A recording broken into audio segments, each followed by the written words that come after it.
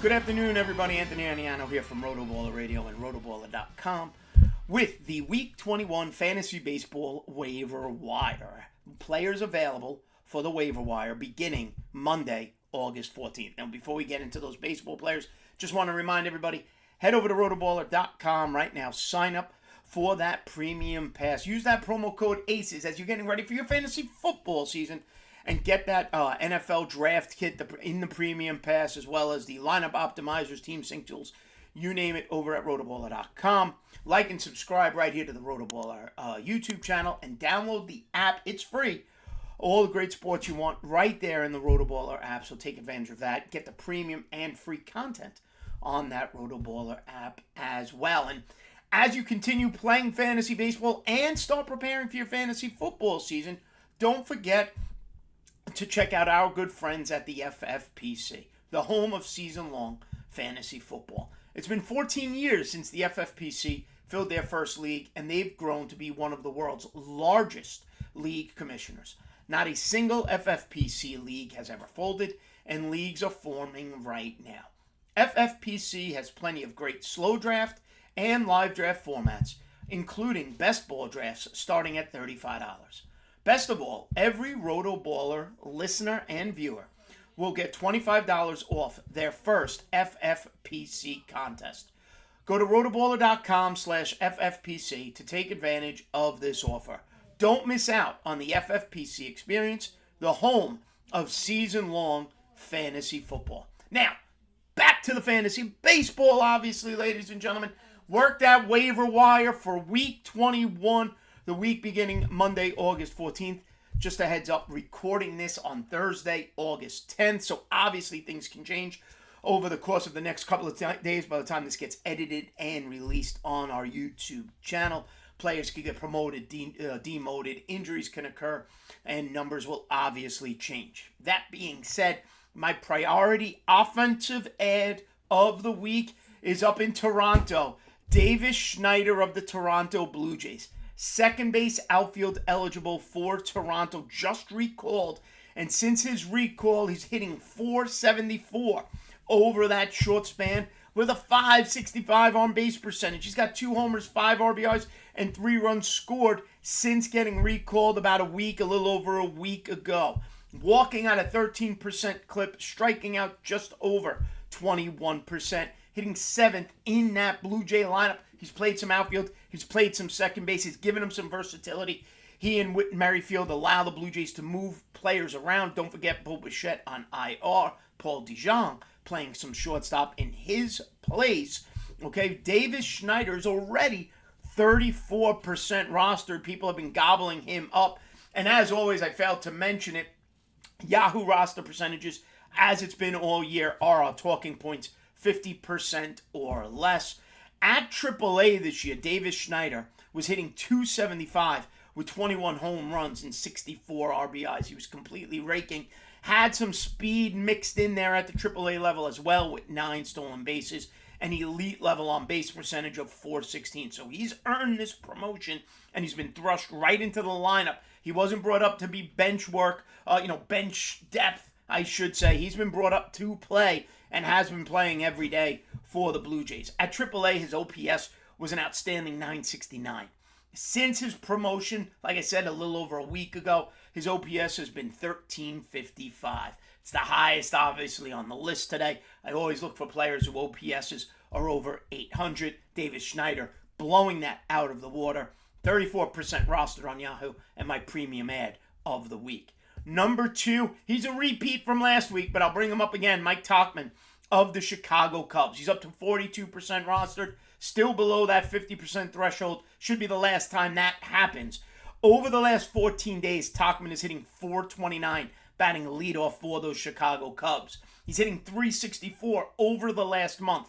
Now, he does sit against the tough lefty. I get that. So if you got to kind of look at his opponents in a weekly lineup setting, if he's facing 3 or 4 lefties, maybe you can't play Tauchman. Daily lineup setting, you love him right now. Like I said, .429 over the last 14, .364 over the last month.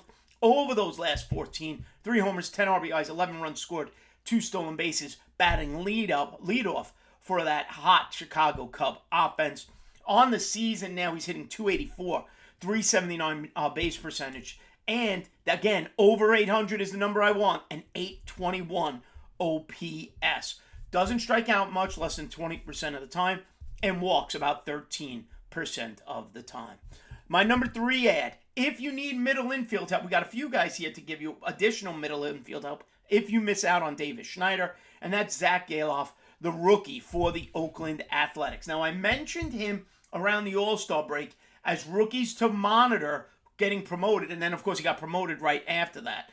Galoff of Oakland, I might be mispronouncing his last name, I apologize. 19% rostered. Second base eligible in Oakland. Other formats may have him third base eligible as well. Be aware of that. It's only 19% rostered, making him 81% eligible. Over the last 14 days, he's hitting .273, 5 homers, 8 RBIs, 9 runs scored, and 3 stolen bases. Hitting third in that Athletic lineup. Okay? Since his promotion, he's already got 6 home runs and 6 stolen bases. That's essentially since the All-Star break, while hitting .250 with an .875. There it is, that magic number on the right side of 800, and .875 OPS. At AAA this year, he hit .304 with 12 homers and 20 stolen bases with a .401 on-base percentage. He's a 2021 second-round pick by the Oakland Athletics. He was their 5th-ranked prospect on Fangraphs coming into the season. Bryce Terang, Milwaukee Brewers. Loved him at the start of the year. Got off to a hot start. Struggled, demoted. He's back and hitting since he's come back for the Milwaukee Brewers. Second base shortstop eligible on Yahoo. Only 11% rostered, 89% available. Now on the season, it's .226. On the season, it's 6 homers, 27 RBIs. Does have some speed, 14 stolen bases. And he's striking out about 22% of the time, walking about 9.5% of the time. However, that includes that awful start. That includes what led to that demotion, okay, and doesn't look at recent action. And recent action for Bryce Terang has been very good. Over the last 14 days, the Brewers' middle infielder is hitting .359. He's got a .457 on-base percentage.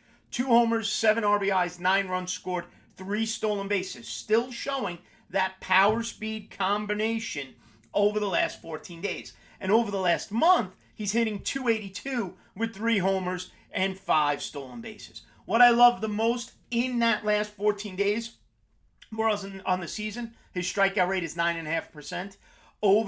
His walk rate is 9.5%. Over the last 2 weeks, his walk rate is over 15%.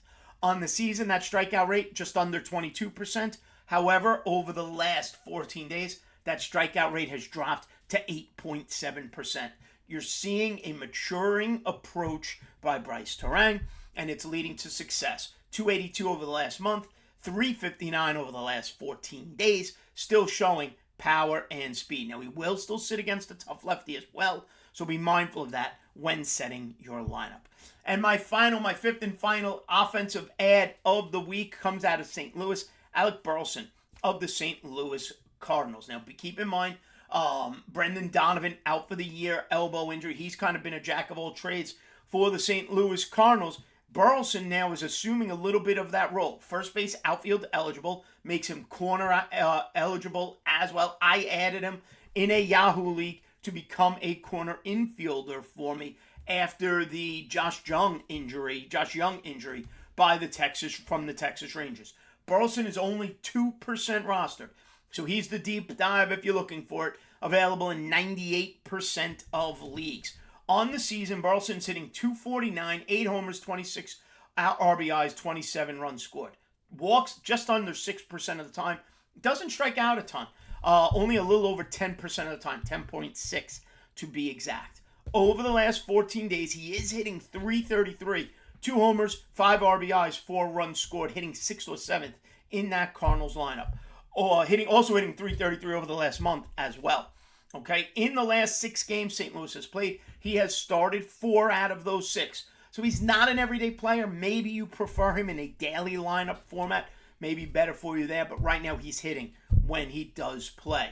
Last season at the AAA level, Burleson hit .331, 20 homers, and 87 RBIs, while striking out only 14.3% of the time. He shows power, can drive in runs, good approach, a very low strikeout rate with a nice batting average at AAA. He's kind of proven what he needs to there, and now getting the opportunity to play more and more for the St. Louis Cardinals. So to review, my top 5 offensive ads for Week 21, the week beginning Monday, August 14th of your fantasy baseball season. Number 1, Davis Schneider, Toronto Blue Jays. Number 2, Mike Tauchman, Chicago Cubs. Number 3, Zach Galoff, Oakland Athletics. Number 4, Bryce Terang, Milwaukee Brewers. And number 5, Alec Burleson of the St. Louis Cardinals. As always, everybody, make sure you like and subscribe right here to the RotoBaller YouTube channel. Give me a follow on Twitter at @Aniano Fantasy, and we will see you next time right here on RotoBaller Radio.